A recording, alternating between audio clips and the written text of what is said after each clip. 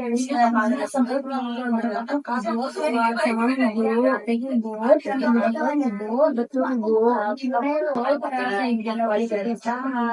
Ibu sebelumnya dia masih saya baru ibu saya mau kontrol soalnya kemarin saya jahit ibu. Oh, jahit berapa jahitan ibu? Kurang tahu ibu soalnya bedanya cuma ini ibu gitu aja.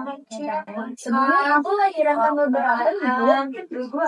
Tanggal berapa ibu waktu ibu?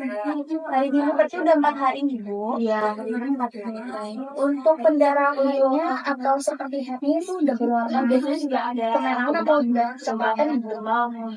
Merah sih tadi sebelum saya tadi. Oke, baik. Itu udah mengetahui saat beberapa pengetahuan mengenai darah kehilangan nafsu makan juga. Dulu sih dulu soalnya kemarin jadi kalau jalan-jalan konser itu nanti periksa ibunya sukses nggak?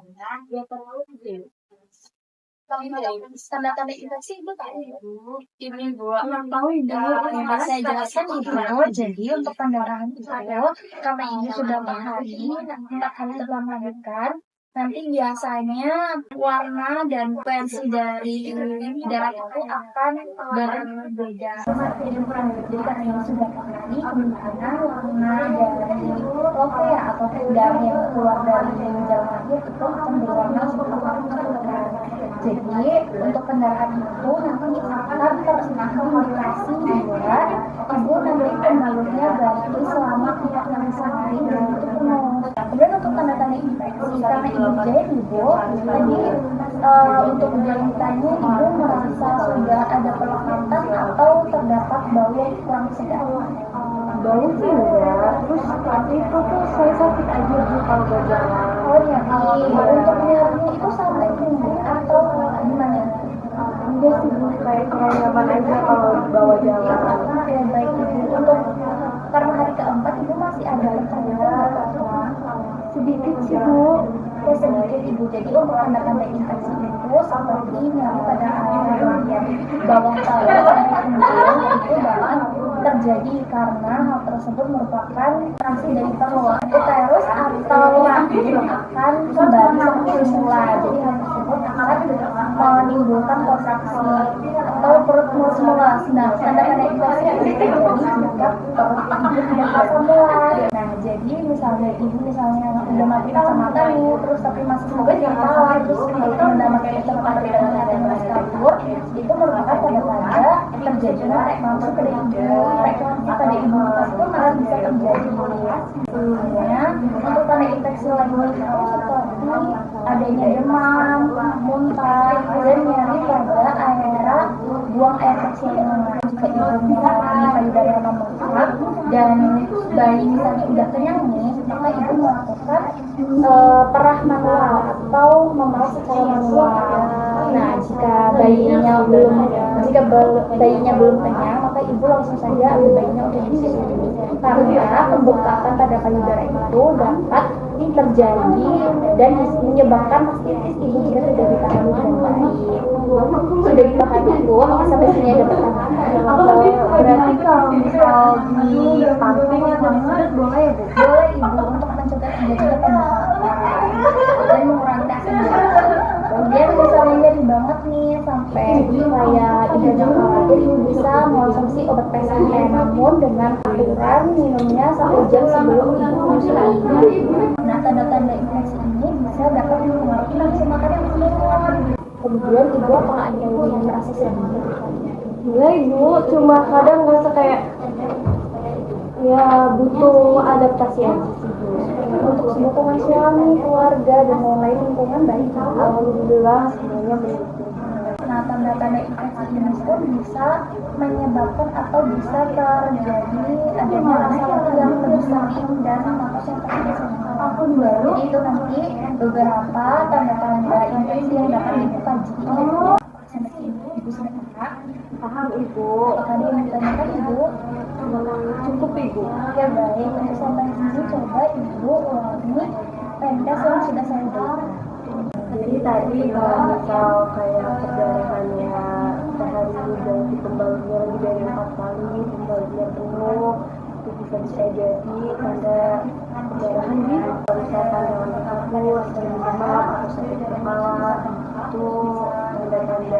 Yang perlu juga adanya tanda infeksinya Bu. Itu sih. Jadi Ibu saja Waalaikumsalam warahmatullahi wabarakatuh. Selamat pagi Ibu. Benar nggih dengan Ibu Nisa? Oke, ini ternyata datanya menunjukkan bahwa Ibu lahiran tanggal 18 kemarin ya Bu. Berarti hari ini hari ketiga nggih? Betul. Ibu mohon maaf. Saya izin bertanya boleh? Oke, apakah ada keluhan dulu Ibu?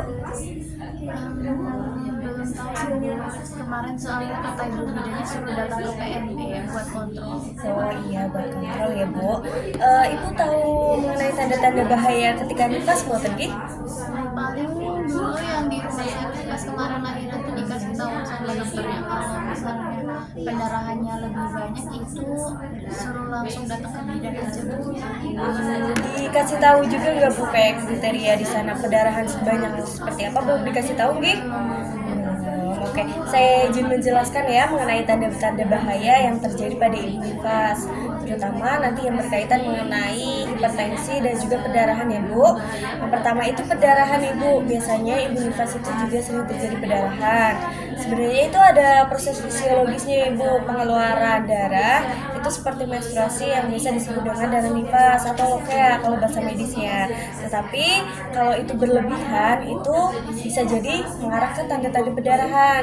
Nah, tanda-tandanya itu biasanya ketika memasang pembalutnya itu double, dua seperti ini, itu dalam waktu 30 menit itu udah full, berarti itu merupakan salah satu tanda perdarahan Ibu. Kalau enggak, dalam sehari ini ganti pembalut lebih dari 4 kali dan itu pembalutnya full ketika mau diganti, itu juga menjadi tanda-tanda perdarahan Ibu. Sampai sini apakah ada yang mengarah sampai situ Bu ketika mengganti pembalut? Paling sehari 2-3 aja deh Bu. Terus itu juga nggak penuh, berarti masih aman ya Bu. Oke, selanjutnya itu tanda bahayanya itu sakit di bagian perut Ibu, perut bagian bawah yang itu bisa juga menjalar ke bagian punggung. Itu mengalami atau tidak? Tidak nih. Itu biasanya itu tanda-tanda mengenai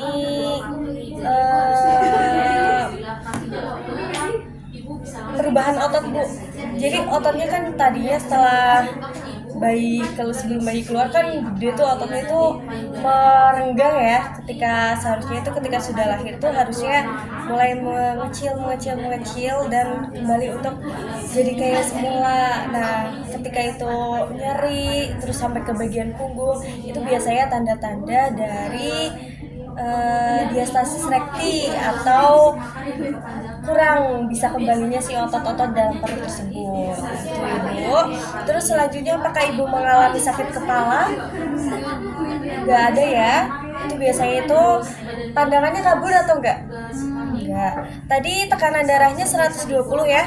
Berarti masih normal. Karena kalau misalnya itu sakit kepala atau pandangannya kabur, itu mengarah ke hipertensi Bu, atau tekanan darah tinggi. Tapi alhamdulillah ini tadi darahnya normal ya, tekanan darahnya ya.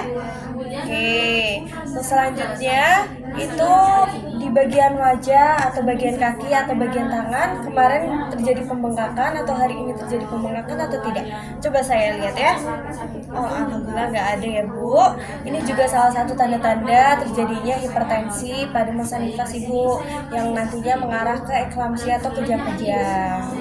Ya, itu juga menjadi tanda bahaya saat nifas dan nantinya bisa berpengaruh buruk pada ibu. Sampai sini apakah ada yang mau ditanyakan? belum Bu. Ada lagi Ada Ibu, terutama di bagian payudara. Di bagian payudara itu biasanya kan kalau tidak disusui itu kan jadi keras, iya bengkak seperti itu ya Bu. Jadi itu bisa rajin-rajin disusui, karena kalau misalnya nantinya terjadi pembengkakan terus payudaranya itu berwarna merah, itu tuh nantinya akan menjadi mastitis Ibu. Mastitis itu kayak ada gumpalan-gumpalan di bagian payudara yang nantinya itu akan menghambat produksi ASI maupun menghambat proses menyusuinya ibu, proses laktasinya ibu. Sampai sini apakah ada tanda-tanda tersebut Bu?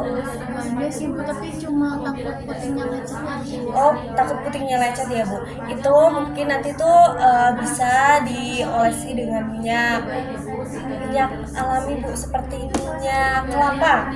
Itu bisa dialami agar dioleskan agar si putingnya itu tetap lembab.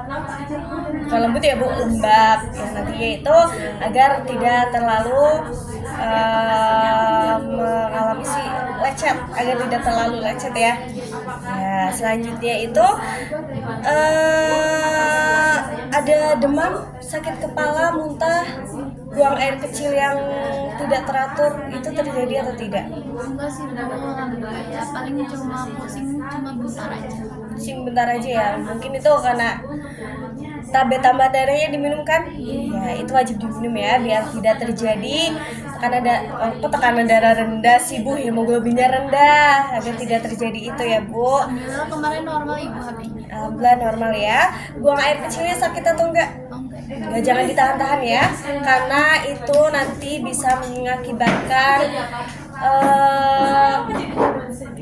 infeksi saluran kencing maupun terjadi kelainan pada si bukan nefron tuh bahasa itunya ginjal ya Bu. Jadi biar nggak pipis-pipis terus atau nggak terjadi gejala-gejala yang lain, jadi jangan ditahan-tahan ya Bu.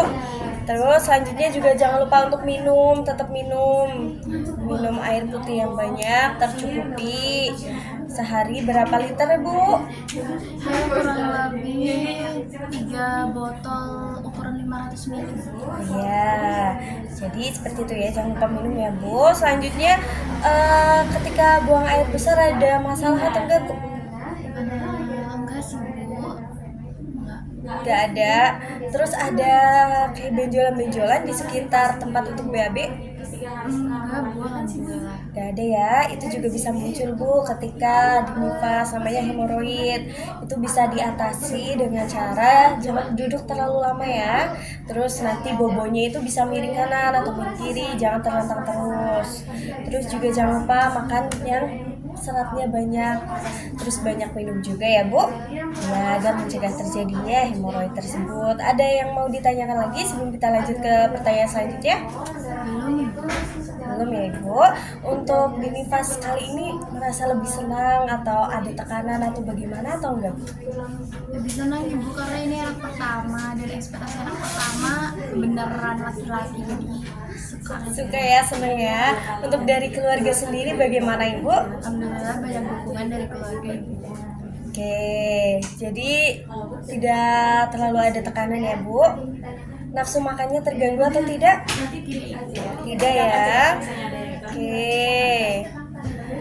Berarti itu tidak ada tanda-tanda postpartum blues Bu, yang nantinya mengarah ke depression blues. Itu tuh kayak gangguan psikologis pada ibu nifas. Nantinya itu akan mengarah ke gangguan psikologis yang lebih serius kalau tidak segera diatasi. Mungkin ketika itu nanti tanda-tanda tersebut yang tadi dari awal saya bicarakan, apa aja Bu? Yang pertama Nyari perut, terus ada sakit kepala, demam, muntah, terus ada buang air kecil yang sakit, terus ada lagi yang tadi katanya hemoroid. Banyak deh Bu, banyak banget saya hadapin. ya, itu nanti kalau misal terjadi pada ibu tahu ya menghubungi siapa? Ibu bidan Betul, jangan lupa ya.